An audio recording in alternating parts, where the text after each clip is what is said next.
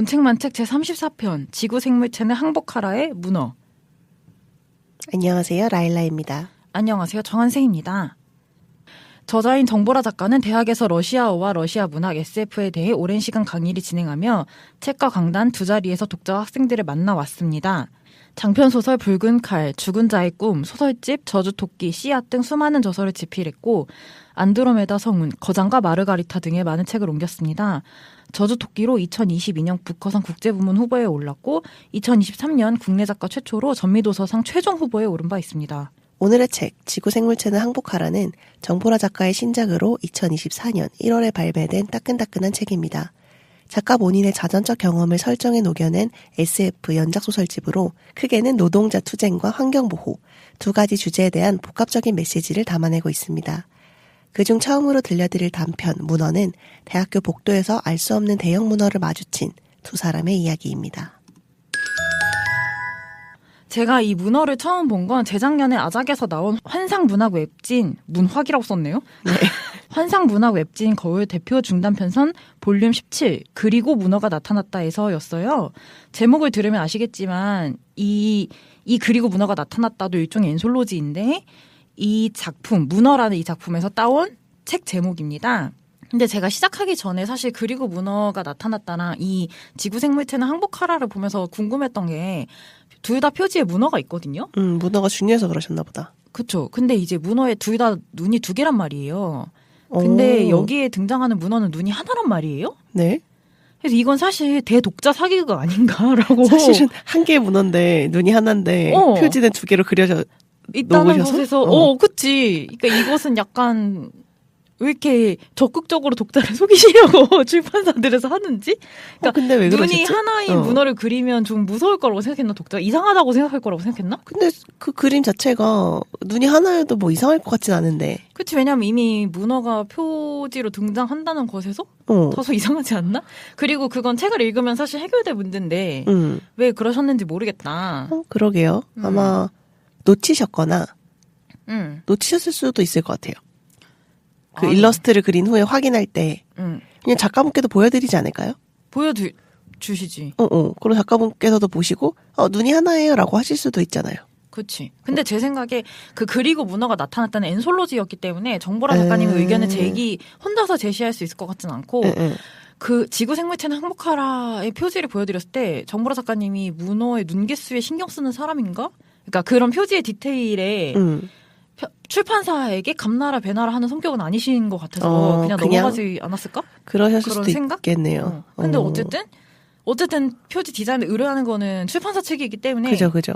출판사 아작도 그렇고 인플루엔셜 레빗톨도 그렇고 왜 이렇게 했는가 궁금하다 나는. 혹시 아시는 관계자분 있으면 저희에게 댓글 부탁드립니다. 레빗톨 담당자님 듣고 계시다면 연락 주세요. 네.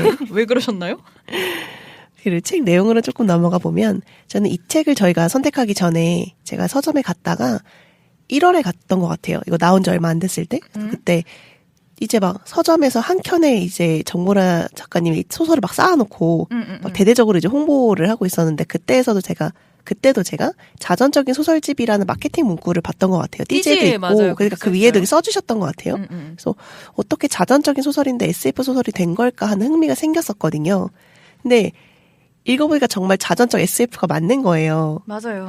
그리고 보니까 이게 대학과 어떤 강사 사이의 갈등, 그리고 불공정한 계약 문제, 이런 것들에 대한 이야기를 지금 문어에서는 주제의식으로 다루고 있는데, 이게 작가님 본인의 경험을 이제 뚫고 나온 주제다 보니까 훨씬 현실적으로 느껴지는 이야기였던 것 같아요. 그러니까 투쟁하는 공간의 어떤 분위기나 사람들 사이의 관계, 뭐 이런 묘사들이 진짜 리얼리티가 살아있다라고 생각하면서 읽었거든요. 저는 그 현장에 사실 가본 적이 없음에도 불구하고. 그래서 제가 말씀드렸던 것처럼 이 문어라는 작품에 한해서만큼은 그리고 문어가 나타났다에 먼저 수록되어 있었는데 그러니까 재작년이니까 2021년인가? 재작년, 3년 전이네요. 24년이니까. 2022년인가 보다 그러면 2022년에 그게 출간됐던 걸로 기억하는데 그때 이미 정보라 작가님이 연세대를 대상으로 민사소송을 제기한 후였어요. 정보라 작가님이 연세대에서 제가 알고 있기로는 10년 넘게 강의를 하셨고 근데 시간 강사 생활을 하셨었거든요. 근데 제가 그때 이제 소송 소식을 듣고 놀랐던 게 10년 이상 강사 생활을 하셨다는 것도 전 놀랐고 그 전에 더 놀랐던 건 이제 이 책 띠지를 보면 작가님의 학력이 나와요. 근데 대단한 학력이거든요. 그러니까 커리어가 사실 학자로서의 커리어가 대단한 분인데 그 분이 이제 정교수가 아니라는 거를 알고 전 사실 되게 놀랐어요. 전 당연히 연세대에서 정교수로 활동하신다고 생각했거든요. 근데 그게 아니었고 시간 강사였고 시간 강사인데 심지어 10년이 넘었고 이것에 대해서 다 너무 놀랐고 아무튼 정보라 작가님은 연세대에서 유일한 한국 비정규 교수 노동조합 조합원이었고 연세대를 상대로 퇴직금이나 주휴수당, 연차수당 등 5천만 원을 돌려달라며 민사소송을 제기하셨었어요. 그때. 그러니까 이제 말씀하신 것처럼 실제로 자전적 SF 소설인 거고 그쵸, 이런 경험이 들어가 있는 거죠. 그렇죠. 이런 투쟁을 하고 있는 거죠. 제가 알고 있기로는 아직도 이 1심 결과가 나오지 않았거든요. 그래서 저는 문어를 보고 가장 감탄했던 건 농성장의 분위기가 너무 사실적이다. 실제로 이렇게 천막 농성을 하셨겠구나. 연세대에서 하셨는지 어디서 하셨는지 모르겠지만 하셨겠다. 그리고 뭐 정보라 작가님의 이력을 생각하면 사실 100% 하셨을 거고. 그렇죠. 그래서 정말 투쟁이 삶인 작가답다고 생각했어요. 저는 농성 안 한 지가 진짜 오래됐거든요. 저는 진짜 20년대 초중반 때만 농성을 해봤고 그때도 제가 생각해보면 젊었어서 지금이 안 젊은 건 아닌데 그리고 농성을 해본 경험 자체가 사실 없는 분들이 더 많잖아요. 그렇겠죠? 저는 농성을 해본 적이 없거든요. 그쵸. 농성은 사실 뭐 위험하기도 하고 되게 그치. 몸이 축나는 거여서 이제는 솔직히 할 자신이 없거든요. 아직도 젊은 나이잖아요, 제가. 임에도 불구하고. 그런데 전 자신이 없는데 너무나도 이제 농성 경력직뿐만 아니라 농성 현직자의 농성 경력직 말이 왜 이렇게 웃기지? 농성 경력직. 농성 경력직 혹은 농성 현직자의 바이브가 나와서 굉장히 감탄했고 진짜 새삼스레 농성하는 모든 활동가분들 모든 활동가 또 농성을 하는 것도 아니에요. 그럼요. 그래서 농성하는 활동가분들 정말 존경해야 된다고 다시 생각했습니다. 그래서 저는 이 부분을 읽으면서 그 김혜진 작가의 딸에 대하여도 생각이 났거든요. 그 소설에서도 대학 강사로 일하다가 학교로부터 어떤 부당한 상황에 처한 이 딸이 투쟁하는 모습이 계속 그려졌던 기억이 나요. 그래서 그 딸에 대하여의 주인공 시점이었던 어머니가 왜 저런지 모르겠다라는 생각을 처음에 되게 하면서 딸이 왜 교수로 일한다고 했었는데 학교에서 저렇게 싸우고 있는지 모르겠다라는 제가 왜 저렇게 반골기질이 있는 건지 모르겠다라고 생각하는 부분이 기억나는데 제가 저번에 종회기원담 할 때도 반골기질이라는 표현을 썼는데 요즘 그 단어가 자꾸 나오네요, 입에서. 반골기질. 아무튼 그게 생각나서 이 책도 보면서 그치, 대학 강사 특히 어떤 고학력인 작가분들이 경험하시는 걸까라는 생각도 들었어요. 그러니까 고학력이고 어떤 대학 강사로 일하시는 경험을 해본 작가분들이 이 안에 있는 내용을 알고 있잖아요. 어떤 시간 강사들이 겪고 있는 부당한 처우에 대해서. 근데 어떤 직업군이 아니면 바깥에선 잘 모르는 이야기들이 있는데 이런 주제의식을 가지고 다루고 계시는구나. 물론 김혜진 작가님도 시간 강사 경험 있으신지 모르겠지만 그 책이 생각이 나더라고요. 그리고 라일라님이 지금 딸에 대하여 말씀하셨는데 딸에 대하여를 저희가 몇 년 전에 읽었나요? 그쵸, 꽤 됐죠. 그리고 그때 신간도 아니지 않았어? 한 5년 전? 그러니까 그 책을 제가 처음 읽은 것 자체가 5년, 6년 된 것 같긴 하거든요. 근데 이게 지금 올해 나온 책이란 걸 생각해 보면은 사실 그 사이에 이 시간 강사 처우는 거의 바뀌지 않았다고 볼 수 있는 거죠. 그쵸. 그리고 저는 이제 정보라 작가님 강의를 몇 번 들었는데 정보라 작가님이 이 책에 쓰인 글처럼 말씀하진 않거든요. 근데 묘하게 정보라 작가님의 말투랑 비슷하게 읽혀요. 저는 그게 되게 신기했거든요. 말투랑 글투가 당연히 다른데도 묘하게 작가님 목소리가 들리는 느낌이 있어서 재밌었고 보면 한 문장을 굉장히 길게 쓰시는 순간이 있잖아요. 맞아요. 이랬고 너무 좋아. 그랬고 너무 좋아. 왜냐면 저는 이 장문형 문체가 너무 좋아요. 그러니까 단문으로 쓰는 것이 좋은 글이다라는 분위기가 또 한참 있었던 적이 있는데 물론 깔끔하죠. 단문으로 쓰는 게. 근데 단문과 장문의 매력이 다르잖아요. 그쵸. 근데 정보라 작가님이 이 장문으로 길게 그래서 문어가 글인데도 구어체처럼 느껴지는 게 길게 말씀을 하시니까 근데 그게 깔끔하고 정리가 되어 있게 흐름이 술술술 읽히게 써주셔서 완전 제 이야기꾼이다. 진짜 생각이. 이야기꾼이다. 그 추천사의 이야기꾼이라는 표현이 있었어요. 근데 저도 읽으면서 그래 이런 게 이야기꾼이지. 글로 쓰지만 술술 듣는 것처럼 쓰시는 거. 그래서 이 문체가 너무 좋다는 생각을 저는 읽으면서 계속 했던 것 같아요. 그래서 저는 이게 장문의 글인데 장문의 글이 가지는 특성 중에 하나가 장문의 문장이 가진 특성 중에 하나가 뭐냐면 리듬감이 느껴져요. 맞아. 그래서 아마 제가 장보라 작가님이 말씀하시는 것처럼 읽히지 않았나라는 생각이 들었습니다. 그러니까 오디오북으로 들어도 되게 좋을 것 같지 않아요? 그렇죠. 잘 읽어야겠지. 근데 읽는 사람이 그치. 잘 읽어야 될 것 같고 그다음에 여기 이제 투쟁 그 시간 강사 투쟁 얘기가 나오는데 저는 그 부분을 읽으면서 정보라 작가님이 자기가 가르치는 사람으로서의 자부심이 굉장히 강하시구나.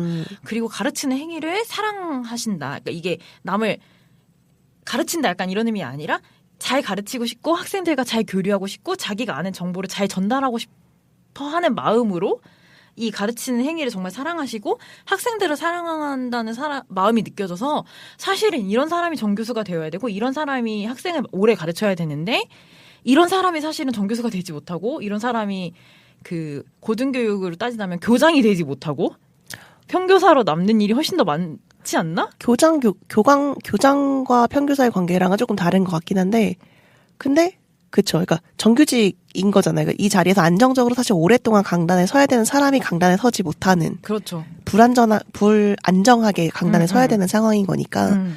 그쵸. 10년 넘게 시간 강사로 일을 하셨으면 그만큼 과목에 대해서도 학생들에 대해서도 애정이 진짜 많으셨을 텐데. 맞아.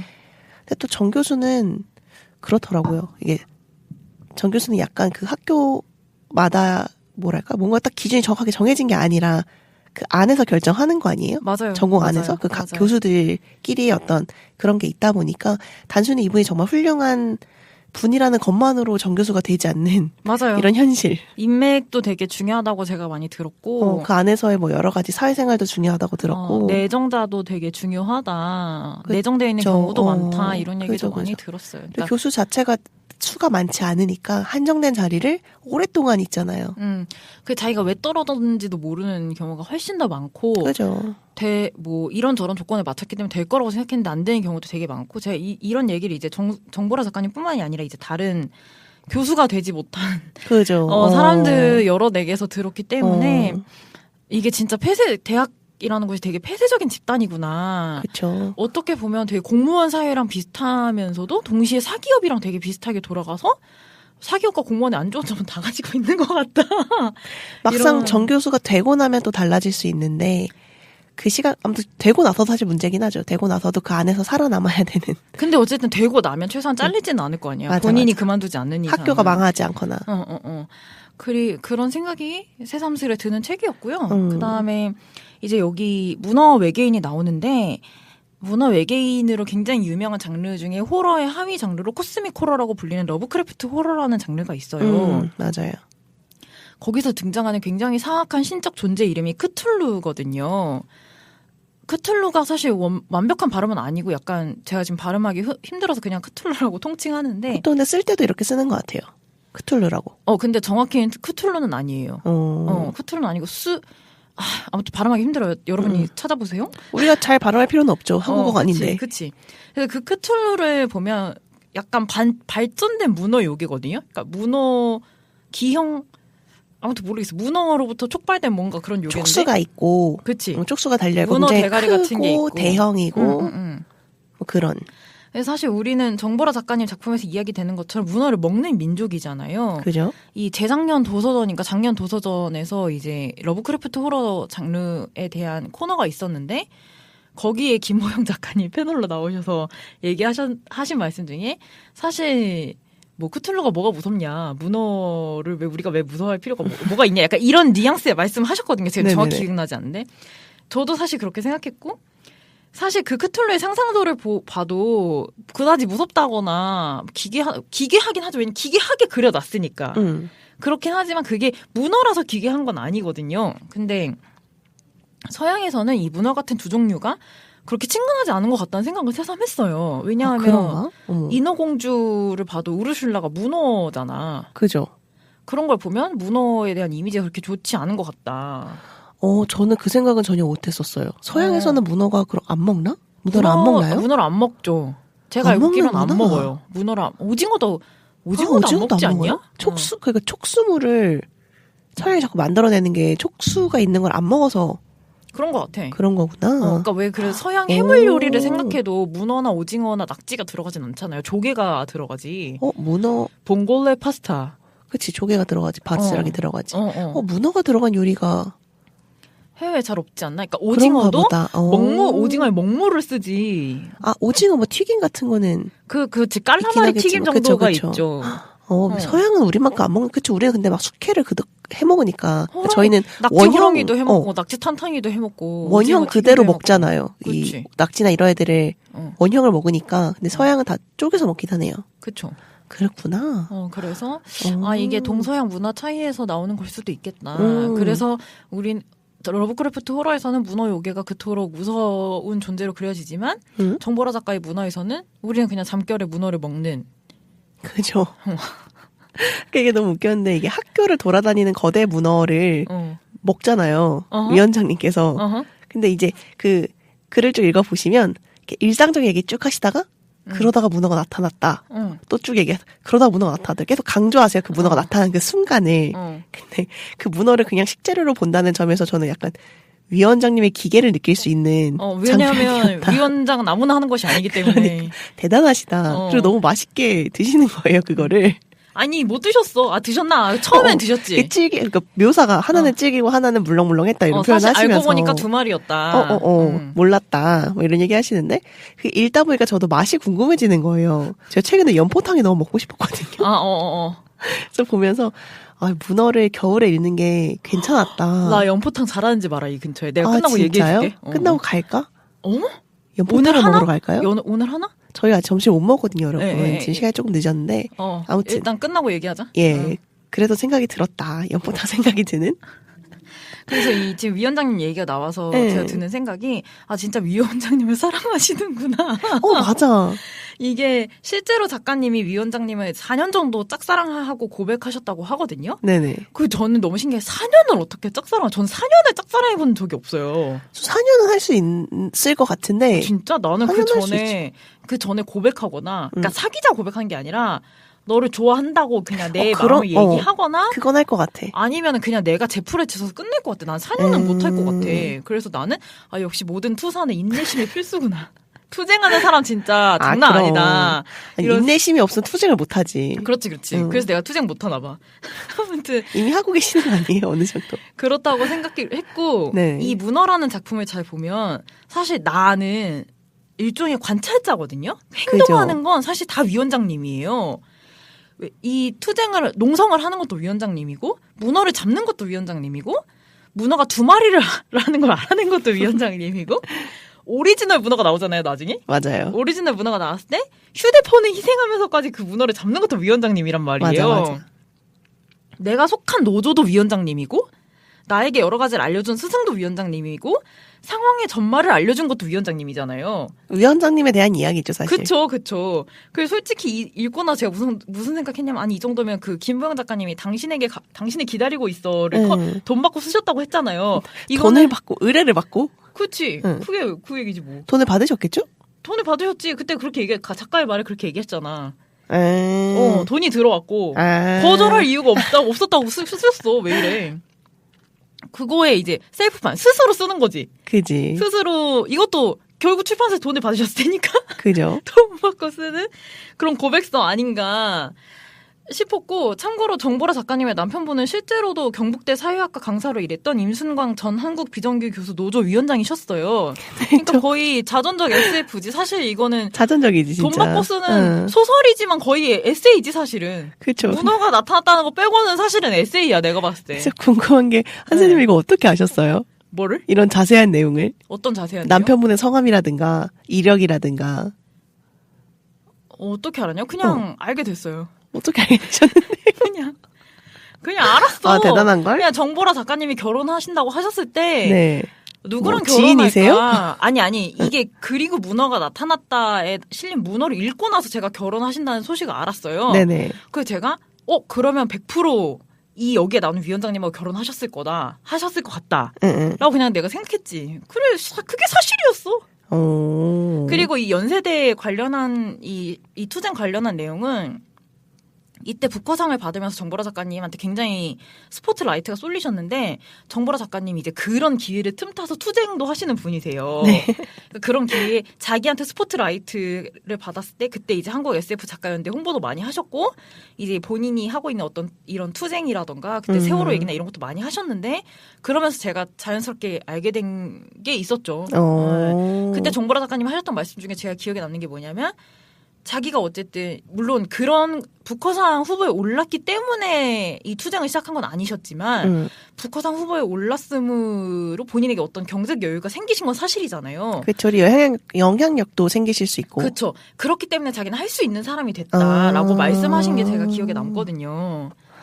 그러니까 그런 기사나 왜냐면 제가 그 전에 라일라님도 아시겠지만 제가 정보라 작가님 책을 굉장히 오래 전부터 계속 읽어왔었고 좋아하지. 그러니까 이렇게까지 정보라 작가님 유명해지기 전 나는 이미 정보라 작가님의 책을 읽었었다고. 뭐지 이거? 정보라 작가님이 안 유명한 책부터 나는 읽기 시작했다고. 알겠어요. 이 자부심 알겠어요. 아니 자부심이 아니라 이게 내가 뭔가 시류에 탑승한 사람이 아니다. 알겠어요. 자부심 알겠다고요.